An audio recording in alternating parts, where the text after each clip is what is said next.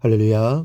사랑하는 대강의 가족 여러분, 오늘 하루도 하나님의 말씀과 동행하는 하루 되길 소망합니다. 오늘 말씀은 출애굽기 19장 7절에서 15절 말씀입니다.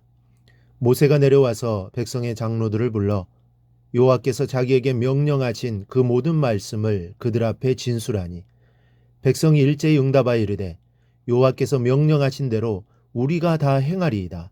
모세가 백성의 말을 여호와께 전하매 여호와께서 모세에게 이르시되 내가 빽빽한 구름 가운데서 내게 임함은 내가 너와 말하는 것을 백성들이 듣게 하며 또한 너를 영영히 믿게 하려 함이니라.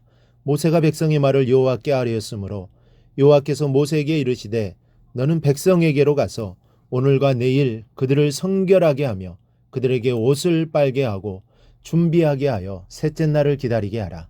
이는 셋째 날에 나 여호와가 온 백성의 목전에서 시내산에 강림할 것임이니 너는 백성을 위하여 주위의 경계를 정하고 이르기를 너희는 삼가 산에 오르거나 그 경계를 침범하지 말지니 산을 침범하는 자는 반드시 죽임을 당할 것이라.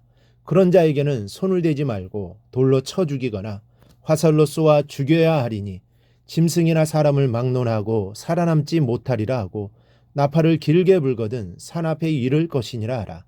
모세가 산에서 내려와 백성에게 이르되 백성을 성결하게 하니 그들이 자기 옷을 빨더라. 모세가 백성에게 이르되 준비하여 셋째 날을 기다리고 여인을 가까이 하지 말라 하니라. 아멘.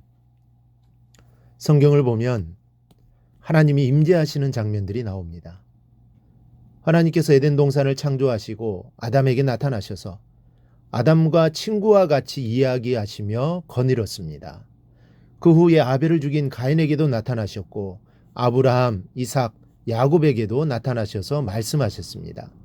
그런데 하나님께서 친히 백성에게 자신을 나타내신 적은 없었습니다. 그런데 오늘 본문은 여호와께서 친히 백성에게 강림하시겠다고 약속하신 내용을 기록하고 있습니다. 참으로 놀라운 은총이 아닐 수 없습니다. 여호와께서 백성들 앞에 최초로 강림하시는 순간이기 때문입니다. 지금까지는 모세와 독대하셨지만 오늘은 모든 백성에게 여호와의 강림을 보이시는 순간이 다가온 것입니다. 하나님이 시내산에서 백성을 만나주시는 이 역사는 저절로 이루어진 것이 아닙니다. 이스라엘이 시내 광야에 이르렀을 때 하나님은 시내산에서 모세를 만나 중요한 말씀을 해주셨습니다. 그 내용은 어제 우리가 살펴보았습니다. 첫째는 내가 독수리의 날개로 너희를 업어 인도하였다. 둘째, 세계가 다 나에게 속하였다. 셋째, 너희가 내 말을 잘 듣고 내 언약을 지키면 내 소유가 되겠고 제사장 나라가 되며 거룩한 백성이 되리라고 말씀을 하시면서 이것을 백성에게 고하여 알게 하라고 명하셨습니다. 여호와의 말씀대로 모세는 하나님이 하신 말씀을 백성에게 전달하게 됩니다. 7절을 보니 모세가 내려와서 백성의 장로들을 불러 여호와께서 자기에게 명령하신 그 모든 말씀을 그들 앞에 진술하니 그랬습니다. 모세는 하나님의 말씀을 있는 그대로 장로들에게 전달하게 됩니다. 하나님이 독수리의 날개로 업어 인도하셨으며 세계가 다 여호와께 속한 것이며 너희가 하나님의 언약을 지키면 하나님의 백성이 되는 은총을 얻게 될 것이라는 말씀을 전했습니다. 여기 보면 장로들에게 전달했다고 하는데 당시 장로들은 자기 지파와 가문을 대표하는 자들이었습니다. 따라서 이들에게 무엇을 지시한다는 것은 이스라엘 전체 백성에게 공고하는 결과가 되는 것입니다. 모세의 말을 듣고 백성들의 반응은 너무도 좋았습니다. 백성은 이구동성으로 이렇게 고백합니다. 8절 말씀을 보면 백성이 일제히 응답하여 이르되 여호와께서 명령하신 대로 우리가 다 행하리이다. 출애굽하여 지금까지 백성들의 모습을 보면 어떤 모습이 떠오르십니까?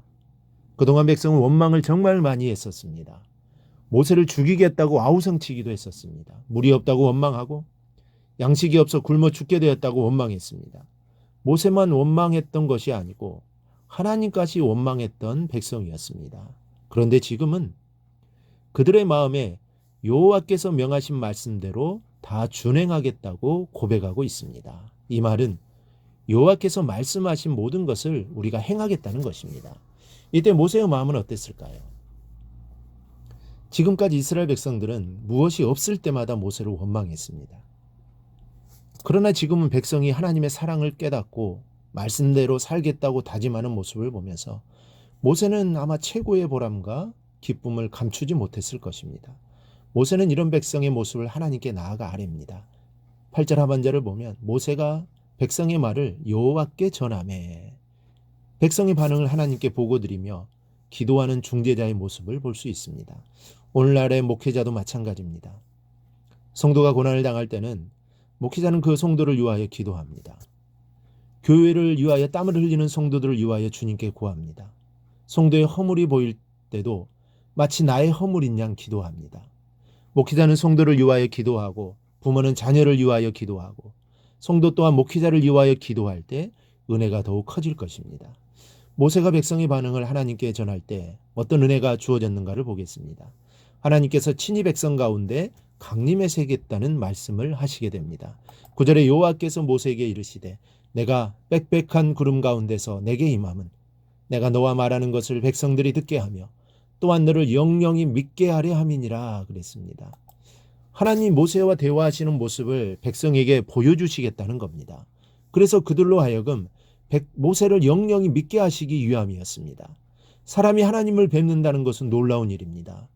그런데 하나님께서 지금 이스라엘 백성들에게 나타나시겠다는 것입니다. 사랑하는 여러분, 백성이 여호와의 명하신 대로 행하겠다고 다짐했을 때 하나님은 시내산에서 백성을 찾아오겠다는 말씀을 하셨습니다.